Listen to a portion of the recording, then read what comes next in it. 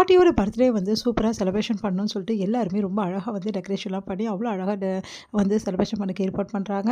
இந்த சூழ்நிலையில அபியோட அப்பா, அம்மா அதுக்கப்புறம் அவங்க அத்தை எல்லாருமே அங்கே வந்துடுறாங்க. அதனால வந்து அபியும் ரொம்ப சந்தோஷம் அடைகிறாங்க. அபியும் ராகவும் ஒண்ணா வந்து 2 பேருமே வந்து சந்தோஷமா வேலைகள்லாம் பார்க்குறதையும், அவங்க 2 பேரும் ஒத்துமையா இருக்கிறதையும் பார்த்துட்டு அபியோட பேரண்ட்ஸ் வந்து ரொம்ப சந்தோஷப்படுறாங்க. இது எல்லாத்தையும் பார்க்குற முரளியால தாங்கிக்கவே முடியல. எல்லாரும் ஒத்துமையா இருக்கீங்களா? நான் விடவே மாட்டேன். இந்த அபியோட வீட்ல இருக்கவங்களுக்கு எல்லாருமே வச்சு இந்த குடும்பத்த அசிங்கப்படுத்துற எல்லா முன்னாடி அவமானப்படுத்துறேன் அப்படின்னு சொல்லிட்டு யோசனை பண்ணி என்ன பண்ணாங்க, கூல்ட்ரிங்க்ஸில் வந்து தவறான பொருளை கலந்து வந்து அவங்க அப்பாவுக்கு எல்லாருக்குமே கொடுத்துட்றாங்க. அவங்க அப்பா என்ன பண்ணுறாரு, ஃபுல் அண்ட் ஃபுல் வந்து அதை குடிச்சிட்டு என்ன பண்ணுறாரு, போயிட்டு வந்து நான் விடவே மாட்டேன், என் மனசில் இருக்கிறது எல்லாத்தையும் ரொம்ப நாள் சொல்லாமே இருந்தேன், எல்லாத்தையுமே வந்து இன்றைக்கி ராகவ் தம்பிக்கிட்ட நான் சொல்லியே தீருவேன் அப்படின்னு சொல்லிட்டு முடிவு பண்ணுறாரு. உடனே வீட்டில் இருக்கவங்க எல்லாரும் தடுக்கிறாங்க, வேணாம் அப்படின்னு சொல்லிட்டு, அதெல்லாம் தெரியாது, நான் போய் தம்பிக்கிட்ட பேசுகிறேன் அப்படின்னு சொல்லிட்டு இந்த ராகவ் தம்பி அப்படி சொல்கிறாரு. உடனே வந்து என்னங்க மாமா அப்படின்னோடனே, இன்றைக்கி நான் உங்ககிட்ட எல்லா விஷயத்தையும் மனசு திறந்து பேசலாம்னு முடிவு பண்ணிட்டேன். அந்த முரளி இருக்கானே, அவன் எவ்வளோ பெரிய அயோக்கியம் தெரியுமா? அவன் அவன் என் குடும்பத்தையே நம்பி வந்து அவனை நான் பழக விட்டேன். அதுக்கு எல்லாத்துக்குமே வந்து அவன் வந்து நல்ல பதிலடி கொடுத்துட்டான். உங்களுக்கு ஏற்கனவே முரளியை பற்றி தெரியுமாவா?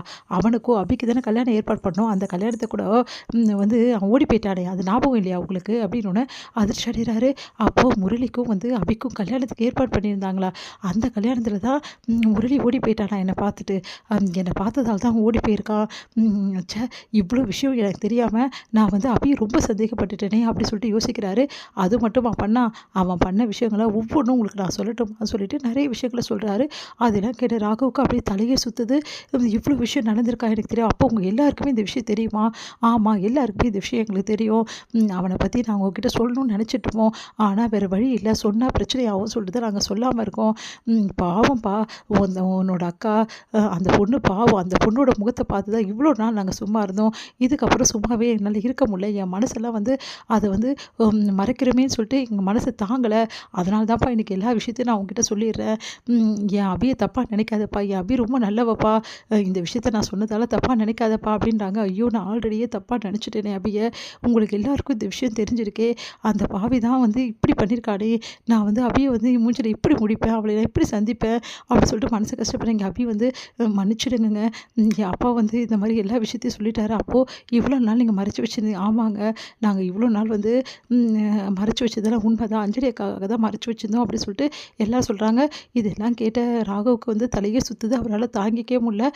இங்கே பாருப்பா, உனக்கு இன்னொரு விஷயம் தெரியுமாப்பா?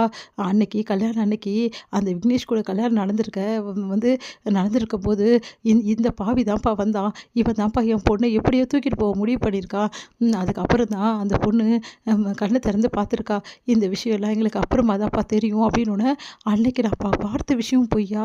அப்போது அபியும் அந்த முரளியும் வந்து கட்டிகிட்டு இருந்தாங்களே, அதை நான் பார்த்தனே, அதை நான் ரொம்ப தப்பாக நினச்சிக்கிட்டேனே. ஐயோ, அபியை பற்றி நான் ரொம்ப மோசமாக நினச்சிக்கிட்டேனே, நான் ரொம்ப பெரிய தப்பு பண்ணிட்டேன் அப்படி சொல்லிட்டு ஃபீல் பண்ணுறாரு நம்ம ராகவ். அபி வந்து சாரிங்க, தயவு செய்து எங்கள் குடும்பத்தை மன்னிச்சிடுங்க, இவ்வளோ நாள் நாங்கள் மறைச்சி வச்சோன்னு சொல்லிட்டு, நீங்கள் எங்கள் குடும்பத்துக்கு தெரிஞ்சால் எங்கள் குடும்பத்தை மோசமாக பேசுவீங்க, அதனால தாங்க நாங்கள் மறைச்சி வச்சுருந்தேன்.